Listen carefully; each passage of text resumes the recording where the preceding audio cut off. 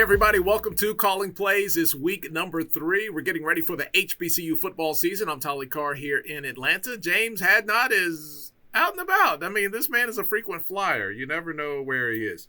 James, we got a good show, and I'm just going to say there might be some tea spilled today. Uh-oh. I got a teacup here. I think this is a teacup. Obviously, there's nothing in it, but there's something in it, if you know what I'm saying. But first, let's get into what we know for sure. Yes. And that is predicted order of finish, which really means we don't know anything because it's just a preseason prediction. James, I'll let you decide, man. Where do we want to start? You want to start in the SWAC or you want to start in the MEAC? Let's start in the SWAC. We have a lot of their matchups, and it's not, you don't want to pick any sides. Don't want to be doing. I don't want to get on anybody's bad side. We're just getting the season started, but I think let's start in the SWAC. Look, one coach at SWAC Media Day accidentally, and I had to laugh. He called us SWAC GO. So hey, it is what it is. All right, let's start in the East, man. Look, I think everybody thinks this is going to be a two-man race between Alabama State and Jackson State. So the way the coaches in the media have it, they got Alabama State as 1 and followed by Jackson State at 2. Bethune-Cookman on the come up at number 3. Look, the thing that I've been saying all summer long is Bethune-Cookman rated ahead of FAMU, which is picked to finish 4th in the East, followed by Alabama A&M and Valley rounding things out. James, where do you fall on the Jackson State, Alabama State predicted order? Because that is a razor thin. We've seen other polls that have it the other way around. Jackson State first and Alabama State second. I think for Jackson State, bringing back Jared Lockhart at the quarterback position is going to be key. Obviously, Andrew Body coming back at Alabama State, the reigning player of the year in the conference. But when you bring back for Jackson State, what they bring back in regards to Lockhart, and I'm a big fan of Nate Rembert. I feel like he's an amazing playmaker. He was making plays 2 years ago when he was at Mississippi Valley, beating Florida A&M on their campus. Then he made big plays in the Las Vegas HBCU Classic as well as throughout the season. Lockhart trusts him, goes to him in those type of moments, and so that connection there is going to be key. But when you think about Alabama State and they bring in Tony Hull from Arkansas Pine Bluff as their offensive coordinator, he is a former NASA scientist. So he knows all the tricks of the trade. He's very, very smart and able to kind of diagnose defenses and be able to kind of set up tools and set up systems for his team to be able to play well on the offensive end. And so those two, I'd probably have to give the edge to Jackson State right now, just because we know what's kind of coming back.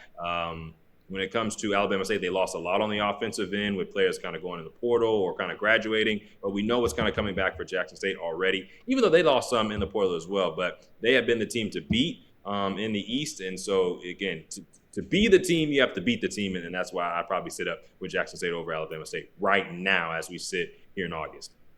Are you a believer in Bethune-Cookman? Do you think this is a team that is on the rise and could surpass their arch rivals in state there in FAMU? I do believe that they bring now for Coach Woody and what he's been able to do the past couple of seasons, because last year they were right in the thick of things in the East. But when it comes to Florida A&M, I have to be honest with you, in covering Coach Quinn Gray at Albany State for multiple years before he came here. Obviously, he's an alum of FAMU. I love their quarterback, Isaiah Knowles. I've known him since he got to Albany State under Coach Quinn Gray. And so I think that connection is going to be good enough for Florida A&M to kind of keep that rank of being, the better team here in the state of Florida in the SWAC personally. But I also know that for Coach Woody, he's in a spot where they're ready to take that next step. They've done all they need to do in regards to foundation, in regards to kind of some of the losing early on in this tenure. Because I think back to, and this is, for my Wildcats fans, not bringing up old news, but I was there when they lost to Clark Atlanta in that matchup a couple of years ago. And so the stain of those things are kind of in the past. And so I think that they will be good, but it'll be hard pressed for a Florida A&M side and with a quarterback that is very dynamic and Isaiah Knowles for them to be surpassed by Bethune-Cookman. Hey, walk-off field goal. That was a heck of a game for Clark Atlanta fans. All right, let's go out west. Prairie View A&M, defending SWAC champions. They are picked to finish numero uno in the division, followed by Grambling, Alcorn State, Texas Southern, who's going to get a lot of airtime today, Southern University, and UAPB. The closest competition that you see for Prairie View A&M out west would be who? It's interesting that Texas Southern is so far down that list because I think that they are one of the teams that are kind of sleepers after having a winning season last year. And so I think they will, especially, again, in-state rivalry, they were moments away from winning that opener. It was a late touchdown from Prairie View A&M just to start off the SWAC slate the way that it did. And things look a little bit different if Texas Southern would have got that win at the beginning of the year in comparison to Prairie View. Similarly with Alcorn State, right? If Prairie View A&M, I think Alcorn State missed a late field goal with a chance to potentially beat Prairie View A&M in that matchup. And so it's going to be very tight. I think Texas Southern and Alcorn State will both be teams that will challenge Prairie View A&M in the West this upcoming year. And obviously first-year head coach with Southern and Marshall Falk. But I really think that those two teams in Texas Southern as well as Alcorn State are going to be the teams that are going to challenge Prairie View A&M in the West. Boy, we're going to learn a lot on the line in that Labor Day Classic early in the year. Looking forward to that. All right, let's quickly jump over to the MEAC, James. Number one, South Carolina State, the defending HBCU national champions. They won the Celebration Bowl. Chennis Berry has not lost the conference game in the last 4 years between the SIAC and the MEAC. North Carolina Central, Trey Oliver in the gang, picked to finish second, followed by Delaware State, Morgan State, Norfolk State, and Howard. I was maybe a little surprised. I thought maybe as good as Delaware State was last year, the voters would slide them back into that number 2 spot, but they fall to Central. Do you have any problems there? I think everybody would agree South Carolina State coming in preseason Defensive Player of the Year. Their resume, I think there's no argument with them at number 1. Yeah, their defense is stacked. It's been stacked, will be stacked, and that's just the way it is in Orangeburg, South Carolina. And so there's no gripes with me that South Carolina State is picked to be the team to beat in the MEAC. But again, also somebody that has a Celebration Bowl in the MEAC and who has won it is Trey Oliver, right? And so I think that with what North Carolina Central, they've been so close, and Coach Oliver talked to us these past couple of years just about how close they have been.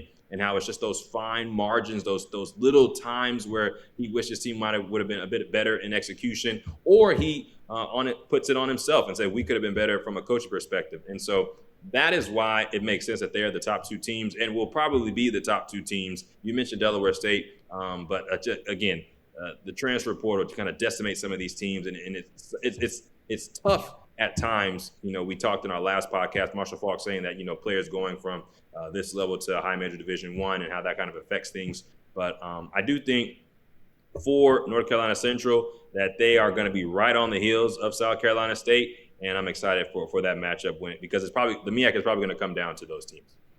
Always does. Hey, we'll see North Carolina Central right here on HBCU GO, opening up the season, Texas Southern. So looking forward to that. When we come back, it's going to be a little tea time. We got to do a little talking, a little SWAC drama involving Texas Southern. And then who's this? JSU? That is JSU. We have the T coming up next on Callin Plays.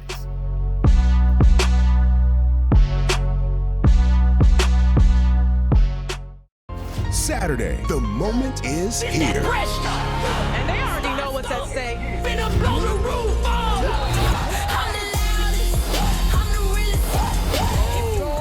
Intercepted on the play. 98 yards for a touchdown. North Carolina Central takes on Texas Southern in the season opener. Saturday, August 29th, 7-6 Central. It's do or die time. Touchdown. Only on HBCU GO. Hello, everyone. I'm Charlie Neal. Hello, everyone. I'm Charlie Neal. Welcome to Detroit. A legendary career, an unforgettable voice. Ladies and gentlemen, the voice of HBCU football, Mr. Charlie Neal. Join us for a special broadcast event remembering Charlie Neal. Catch the heartfelt tributes from familiar faces. Here's this guy who's got this DJ voice, and he's just so slick with it. I want to be like him. And watch classic games led by Charlie. Barrows coming up the field. Barrows! Look at him go! Tune in on August 22nd for an all-day marathon highlighting the voice of HBCU sports.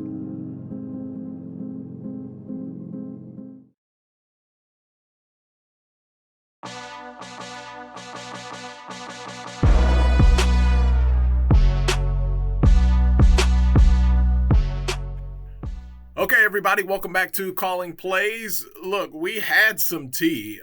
James Hadnot, I'm just going to say the tea has spilled. This is a quickly evolving story, and it looks like Texas Southern has their two men in the pocket, and there is a big opening in the SWAC. So what we're talking about, Ashley Robinson is now the new athletic director at Texas Southern University. He leaves Jackson State University. He was, of course, the one-time AD at Prairie View A&M, so this is his third stop in the SWAC. Now, the basketball position. Johnny Jones left back in April. We are almost in September, and we finally have a hire. And it was without drama? No, there was a lot of drama. Corey Lowry is now the head coach, but Sharon Chapman was the people's choice, it seems. He was the interim head coach, and he didn't make it to day one of the basketball season. So it's been a lot of drama. James, you've been looking at it from afar like myself. What did you make of the unfoldings at Texas Southern this week? Yeah, I think now that the dust has settled, I really believe that there had to have been a conversation behind closed doors between Ashley Robinson and the Board of Regents and Coach Lowry, because earlier in the week when we were trying to figure out why initially the Board of Regents did not approve Lowry, there had to have been a reason behind it. And it was probably because there was the discussion about, is Ashley Robinson going to be the AD? Is he going to have a chance to have a say in who the coach is going to be? As the basketball coach as an initial hire for him when he comes in around the same time.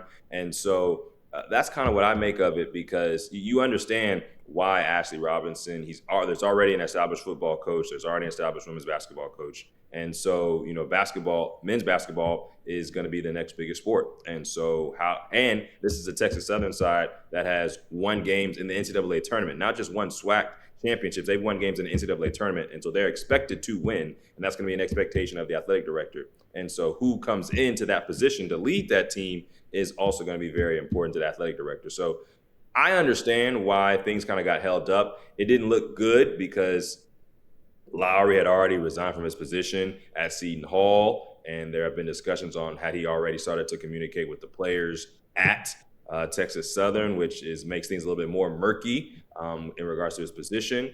But you understand why Ashley Robinson, if he was going to be the AD, wanted to have some type of say, even maybe not have been a big say, but some type of say in the hiring of the new men's basketball coach.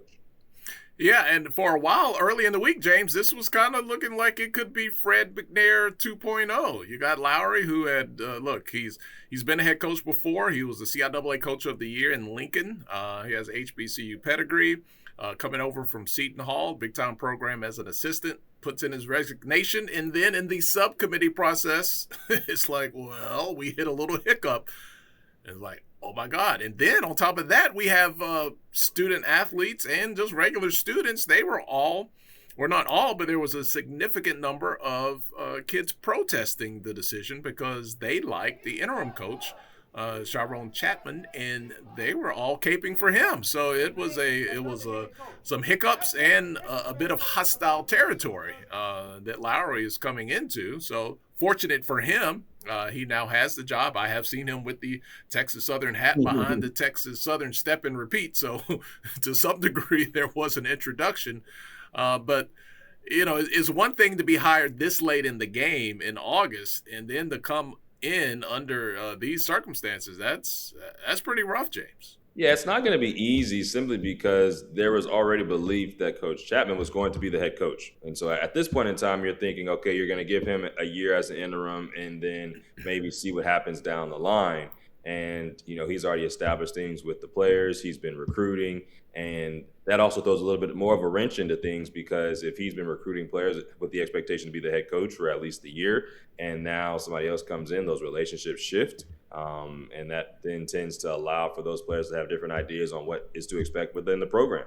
And so I definitely understand the players as well as the protesting that's happening, not because of anything that has to do with Coach Lowry, because he's the coach of the year in the CIAA, right? He's won, basketball at a high level. He's, as you mentioned, coached with Coach Holloway at Seton Hall, and so, and I believe at St. Peter's, and so he's done some winning, and so it's not like he's coming in as somebody that's not ready for this position or with no ability to take over this position. It's more the emotional side of it for the players, the coaches, and the fans that have a connection to Coach Chapman and what he's been able to do under Coach Johnny Jones. And so when you have those types of emotions that are kind of running around, and then on top of that, the fact that, Coach Lowry was not initially given the job because there was initial, conversation on if he was going to have it or not through the Board of Regents.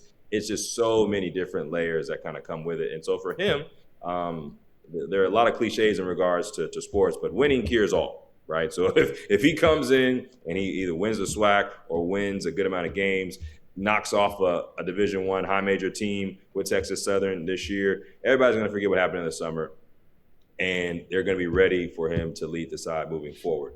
Now, the counter to that is if he does not win, then things get hot quick. Yeah, I mean, he has a built-in excuse, right? Look, we've heard this before from coaches. We got here late. We don't have our players. He's got a bit of a mini revolt with the players that he does have. So I don't think anybody who is fair and balanced will say, oh my God, we're expecting you to be Johnny Jones 2.0 in year one, considering the circumstances.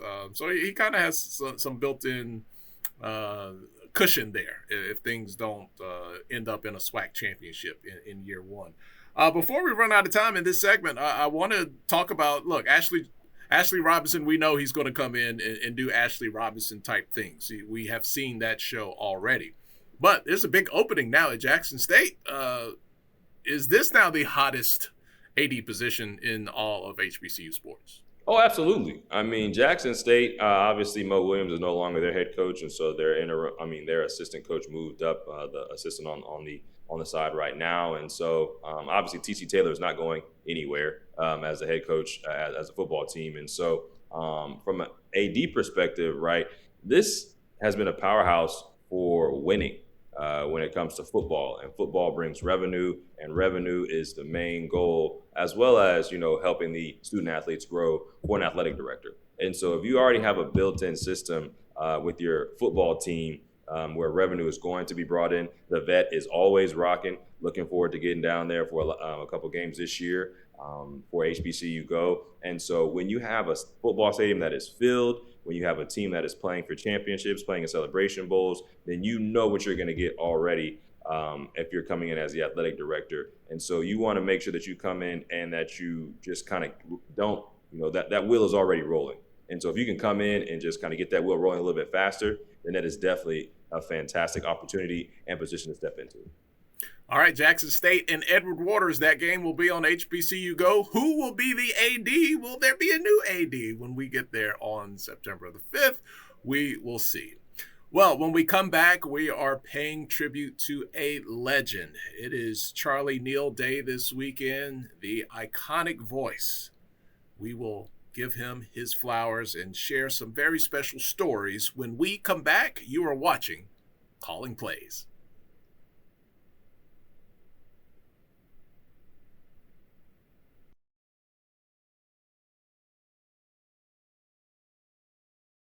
Saturday, the moment is here. And they already know what's at stake. Finna blow the roof off. I'm the loudest.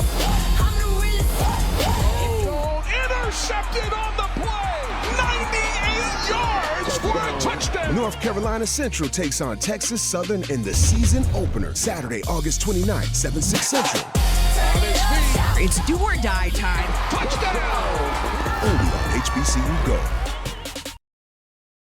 Hello, everyone. I'm Charlie Neal. Hello, everyone. I'm Charlie Neal. Welcome to Detroit. A legendary career, an unforgettable voice. Ladies and gentlemen, the voice of HBCU football, Mr. Charlie Neal. Join us for a special broadcast event remembering Charlie Neal. Catch the heartfelt tributes from familiar faces. Here's this guy who's got this DJ voice, and he's just so slick with it. I want to be like him. And watch classic games led by Charlie. Barrows coming up the field. Barrows, look at him go! Tune in on August 22nd for an all-day marathon highlighting the voice of HBCU sports.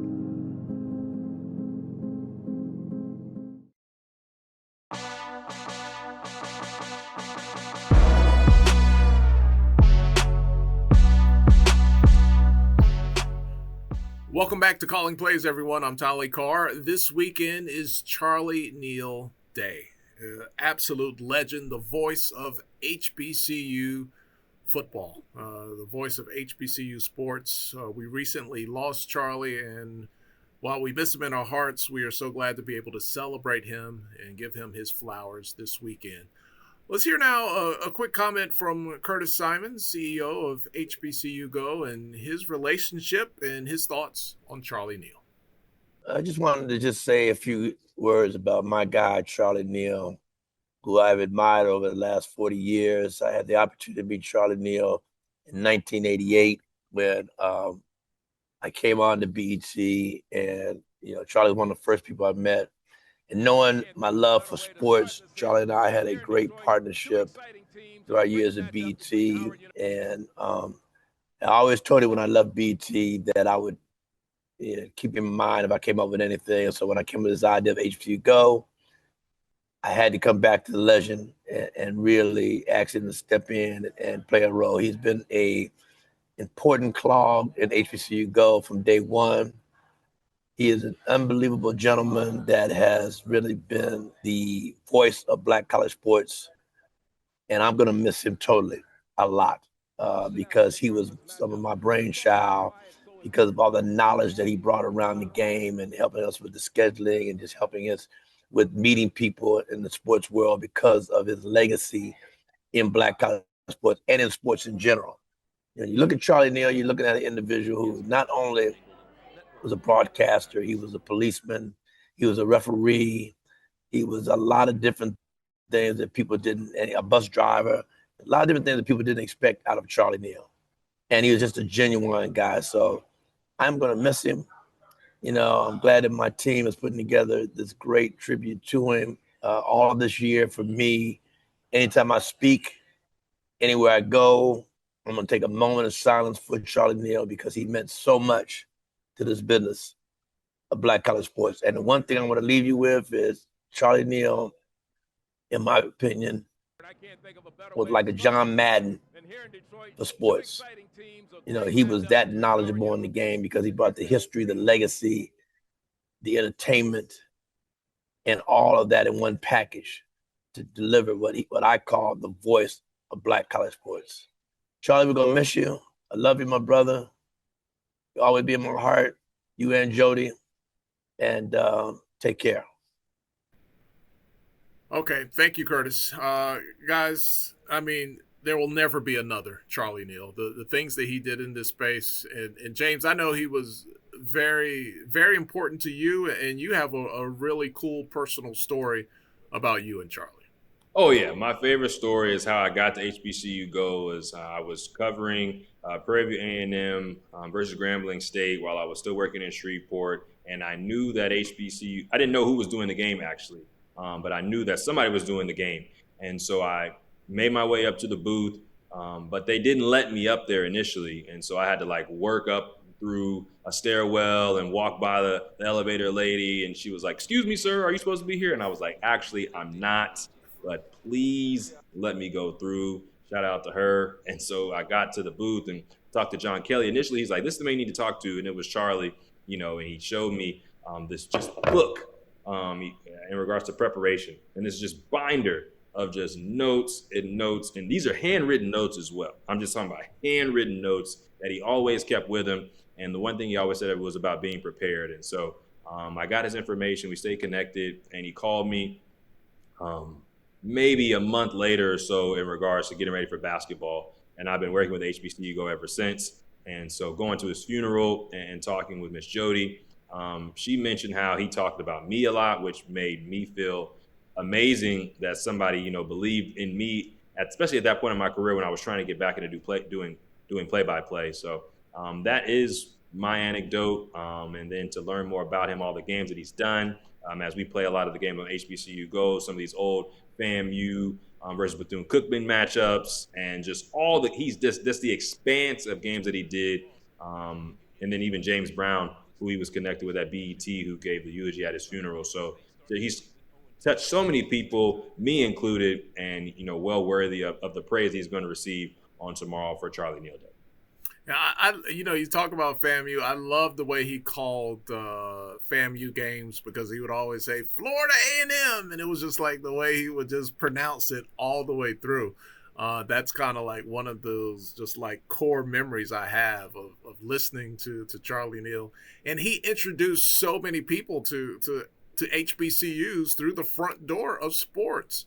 You know, I've told people when I was in high school, I grew up in Raleigh, North Carolina. We had Shaw and St. Aug, but at that time they weren't playing football. You know, I knew a little bit about their basketball teams, but man, on Saturdays to watch those games on BET and to hear Charlie Neal's voice really opened up a door to the HBCU universe for me and for so many other people. And he will be missed. But at the same time celebrated for everything that he did in this space. And we just look to continue on his legacy. And it's in great hands, folks, with people like James. I was on a call today.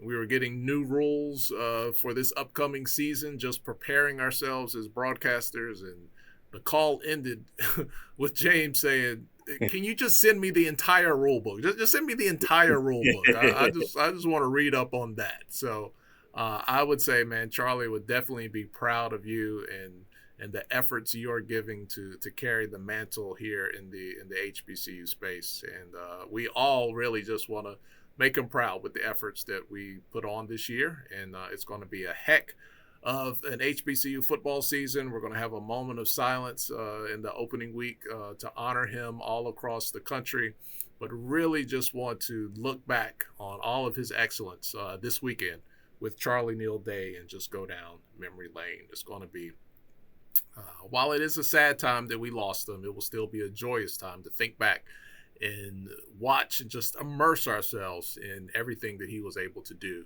here in this space. So we'll leave our final thought with Charlie Neal on this week's episode of Callin Plays. For James Hadnot, I'm Tolly Carr. Thank you so much for joining us, and we'll see you right back here next week.